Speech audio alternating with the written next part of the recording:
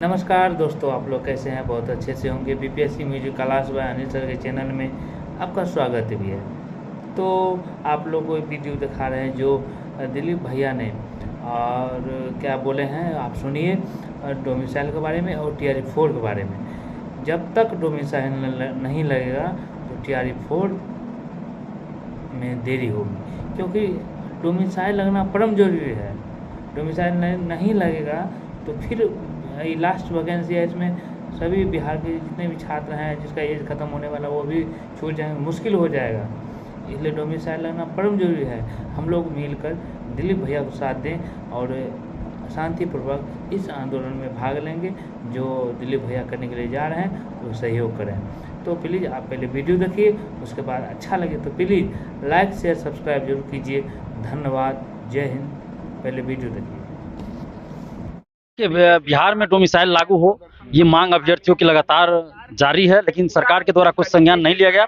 इसलिए अब हम लोगों को मीटिंग करना पड़ा और हम लोग अब डोमिसाइल के लिए आर पार की लड़ाई लड़ने के लिए तैयार है। और इसीलिए आज मीटिंग रखा गया था कि हर जिला से कुछ लोग आएंगे, उनकी कमेटी बनेगी हर जिला वाइज, और हम लोग अप्रैल के अंतिम सप्ताह में आंदोलन पटना में करेंगे।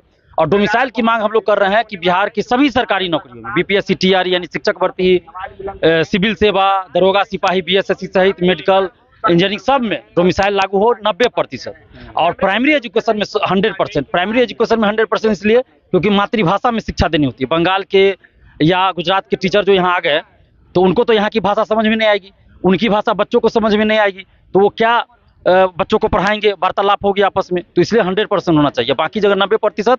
बिहार से बाहर कई राज्यों में डोमिसाइल लागू है, जिसके वजह से बिहार के लोग वहाँ फॉर्म नहीं भर सकते हैं प्रत्यक्ष डोमिसाइल। और अप्रत्यक्ष रूप में प्रक्रिया ऐसी बनाई गई है, सिलेबस ऐसा बनाया गया जिससे वहाँ बिहारी स्टूडेंट का सिलेक्शन नहीं हो पाता है। वहाँ उस राज्य से संबंधित क्वेश्चन ज़्यादा पूछे जाते हैं। MP में देख लीजिए, यूपी में देख लीजिए, झारखंड में देख लीजिए, राजस्थान में, वहाँ तो कई परीक्षा में अलग से एक पेपर उस राज्य से संबंधित रहते हैं। वो स्टूडेंट के मुद्दा पे बोलते हैं, लेकिन जब सरकार में रहते हैं तो चुप्पी साध लेते हैं। और अभी जो विपक्ष में, वो जब सरकार में थे उसी समय डोमिसाइल लगा और हटा भी तो कुछ नहीं बोले। उस समय जो विपक्ष में थे वो बोल रहे थे, लेकिन आज वो सरकार में आ गए तो और चुप है अभी डोमिसाइल पे। तो इसलिए हम लोग पॉलिटिकल नेता क्या कर रहे हैं नहीं कर रहे हैं, लेकिन हम लोग अपनी लड़ाई लड़ेंगे। और डोमिसाइल का जहां तक बात है, जो सरकार के द्वारा बार बार तर्क दिया जा रहा है, तो फिर TRE-1 में कैसे लागू किया गया, फिर बाद में हटाया गया? सबको पता है कि क्यों हटाया गया।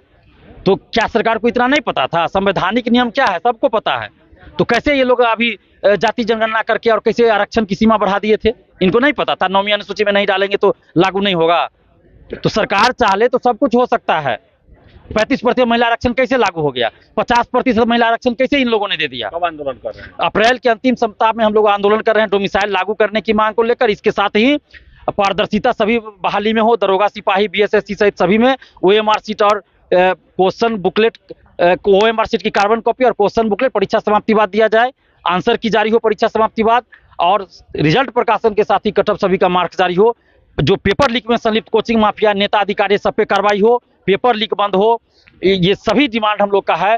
कोचिंग माफियाओं पे कार्रवाई हो।